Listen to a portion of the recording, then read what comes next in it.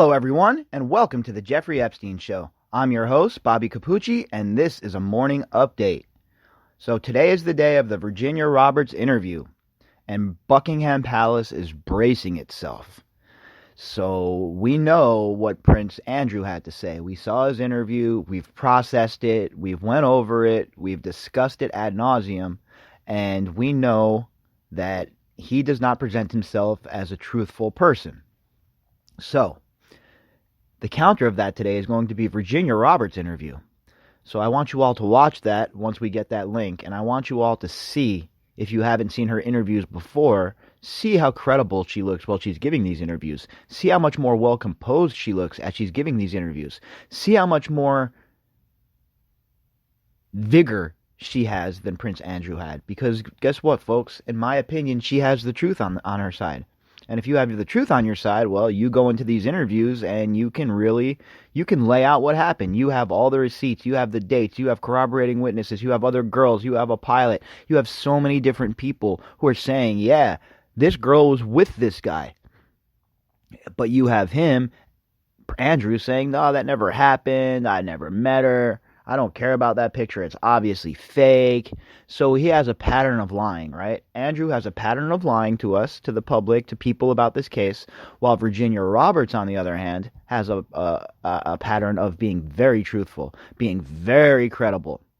Now, if you believed Christine Blasey Ford and you were adamant about believing her, but you aren't defending Virginia Roberts, you need to take a very, very, very hard look at yourself in the mirror. Because this isn't subjective. This isn't a politically driven situation. This is a situation of a young girl who was trafficked. All right? Not a young girl who was at a party and another 18-year-old was messing around and showed her his junk or something like that. Which, of course, is not a good situation. But it's apples and oranges compared to human trafficking, folks. All right? So why isn't the furor? Why aren't people going just as crazy? It makes me mad. It really makes me mad to see these girls just be abandoned by everybody, it seems like. Nobody there to stand up and defend them. But Virginia Roberts stood up, and she defended everybody, and she defended herself, and she's been the crusader who has decided that enough is enough. And I have to tell you, she needs to be given some props for that and some credit for standing up to these super powerful people that everybody seems to be scared of. If you would like to get in contact with me, you can do that at bobbycapucci@protonmail.com. That is BOBBYCAPUCCI@protonmail.com. All right, let's hop into our article today. And the article, the headline is, Plead the Fifth. Prince Andrew warned speaking to the FBI about Epstein's links would only dig him deeper into the pedophile scandal. And this is from The Sun. So I guess we're seeing the groundwork here for Andrew being able to say, well, I was advised that I shouldn't talk to authorities. I didn't do anything wrong, but I really shouldn't talk to the authorities. That's what this groundwork is right here. But I do not think it's going to work, okay? If he's an innocent man, right? If he is an innocent man and he did not partake in any of these sordid escapades, then why not just come out, get it on record? I don't mean the news. Get under oath, get it on record, let the authorities know everything you know, and then go on with your life. Obviously, the royals don't believe you, Prince Andrew, or else you would not have been ejected from all of your duties. Your brother doesn't believe you, Mummy doesn't believe you, your nephews don't believe you, your sisters-in-law don't believe you. Nobody believes you, Prince, except for your sycophants. Prince Andrew has been warned speaking to the FBI about his links to shamed pedophile Jeffrey Epstein could prove risky. A leading lawyer says the under-fired royal should plead the fifth unless promised immunity from prosecution in the U.S. Look, I'm telling you right now, if this guy is promised immunity, I'm not kidding you, I don't even know. It's not even fathomable to me to think that they would promise this guy immunity with what he's charged with. It ain't like he's gonna... What's he going to do? Give us information to arrest Jeffrey Epstein with? Former prosecutor Julie Rendelman said she would advise clients to be wary if subpoenaed by a grand jury if there is any possibility they are the subject of an investigation. Well, we all know that you can get a ham sandwich indicted in front of a grand jury in America. So that's it. Look, from a legal perspective, now listen to me here. Just from a legal perspective, she's giving him proper advice. I would never, ever have a client speak to the FBI if they were hip deep in something the way he is. Why further your misery? You couldn't outsmart Emily Maitlis. Do you really think you're going to outsmart whatever G-men show up at your house? Highly doubt it, my friend. Unless they're being given immunity, then as an attorney who believes that a client potentially has risk of criminality or criminal liability, I would tell them to plead the fifth, Rendelman told The Guardian, referring to the right against self-incrimination. There's nothing to be gained by talking to a grand jury without immunity in those circumstances. Well, how about your whole entire... I thought you were an honorable man. You flew all the way from England to break up with your sex offender pedophile pal Jeffrey Epstein because it's the honorable thing to do. But pleading the fifth and giving these girls closure and helping these girls get the justice that they so deserve and they so desire, that's not the honorable thing to do? Any decision to even meet with the U.S. authorities would depend on whether or not a client has a serious risk of facing imminent criminal charges, she added.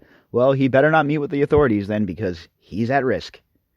If Andrew were successfully served with a subpoena to appear in court, he would in theory have to comply. However, it is far more difficult to physically serve him outside the U.S., particularly as he is always surrounded by security officers. Look, I don't buy that. I honestly do not buy that. The U.S. exerts enough power and enough pressure in relationships with people that if they want to subpoena this man, they would be able to do it. It's not like he's getting subpoenaed for a claim in small claims court, folks. It's not like some process server from Joe Gump's process serving is going to serve him. He's going to get served. If he gets served, it's going to be the correct way, and it's going to be done regardless of his silly security team that, by the way, couldn't even spot people taking pictures of him.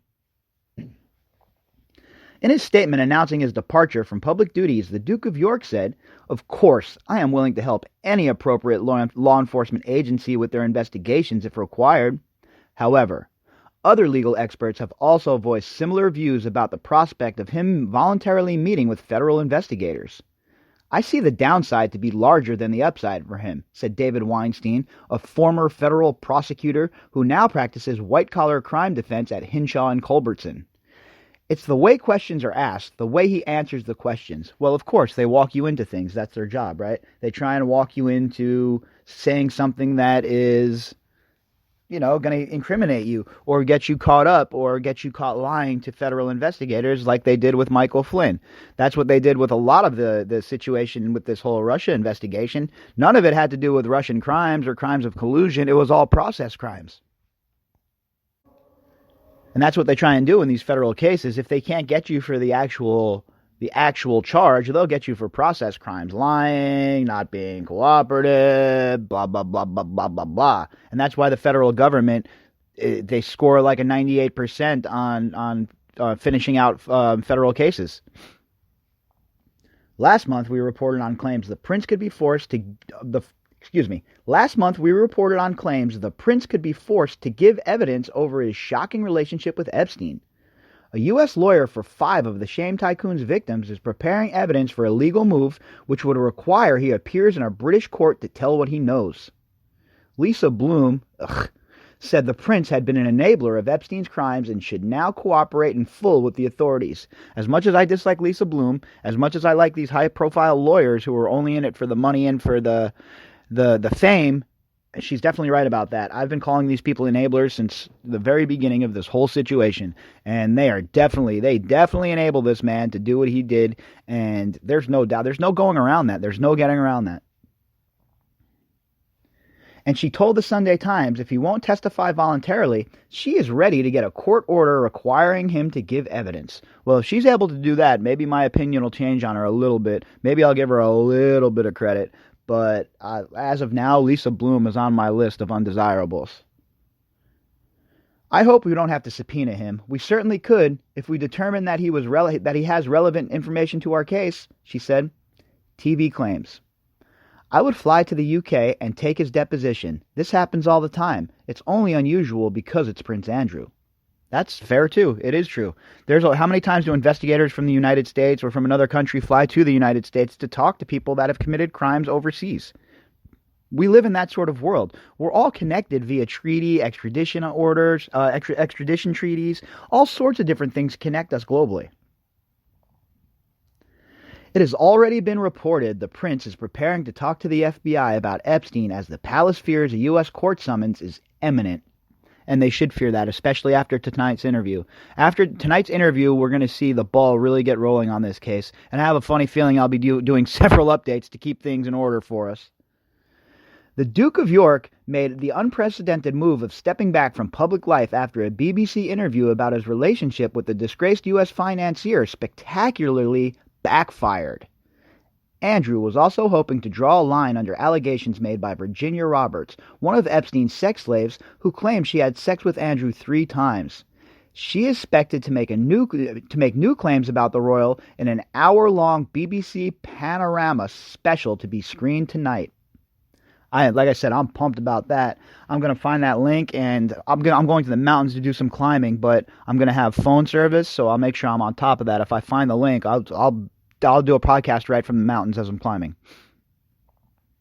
A TV source said, if people thought Newsnight was a disaster for the Duke, this is really going to put the cat amongst the pigeons. It is a fantastic program and will cause ramifications. Chew on that, folks. Suck some of that down with your morning coffee. Have some of that with your morning Joe. All right? Things are moving here. These dudes think they're going to get away with it. They have their disinformation agents come out. Oh, yeah, we have video. All of it is to try and throw us off of the trail. But we won't let that happen, huh, folks? Nope, not on this podcast. We're here, we're not going anywhere, and we're on bated breath waiting for this interview to drop. We want to see what Virginia Roberts has to say, and I'm going to tell you right now, the surrogates, Fergie surrogates that are going to try to attack this lady, it's going to be even worse for them than they think if they start to attack her, because there is not a more sympathetic figure in this whole entire situation, in my opinion. Andrew has categorically denied allegations he had sex with Virginia when she was 17, and claimed during the interview he was in Pizza Express in Woking during one of the alleged encounters. But just 4 days after the car crash interview, the Queen summoned her favorite son to Buckingham Palace to strip him of all royal duties. Statement by His Royal Highness, the Duke of York, KG. It has become clear to me over the last few days that the circumstances relating to my former association with Jeffrey Epstein has become a major disruption to my family's work and the valuable work going on in the many organizations and charities that I am proud to support. Therefore, I have asked Her Majesty if I may step back from public duties for the foreseeable future, and she has given me her permission. I continue to unequivocally regret my ill-judged association with Jeffrey Epstein. His suicide, allegedly, has left many unanswered questions, in particular for his victims, and I deeply sympathize with everyone who has been affected and wants some form of closure. I can only hope that, in time, they will be able to rebuild their lives. Of course, I am willing to help any appropriate law enforcement agency with their investigations if required. Wednesday, November 20th, 2019. So the prince is on record saying that he's willing to talk to any law enforcement agency that's needed to be talked to, and he's saying he's willing to do it on his own accord. Let's see after tonight's interview how his position changes, because I tell you right now, the Duke is definitely sweating right now. He's sitting around chewing down his fingernails in his bazillion-dollar palace that he rents for 250 pounds a week, waiting on the shoe to drop. And guess what, folks? I couldn't be happier to know that MF is squirming in his skin right now. I couldn't be happier to know that the shoe is on the other foot. All right? Sometimes in life, the comeuppance happens. All right? Sometimes the predator becomes the prey. All right, everybody. I will be back later on for the daily drop. And obviously, for the Virginia Roberts interview, I'll do a segment on that, a standalone segment on that as well, and we'll see where it goes. If you would like to contact me, you can do that at Bobbycapucci at Bobbycapucci at protonmail.com. BOBBYCAPUCCI at protonmail.com. If you would like to support the show, you can do that in the description box by following that GoFundMe link. All right, folks, remember, let's make media great again.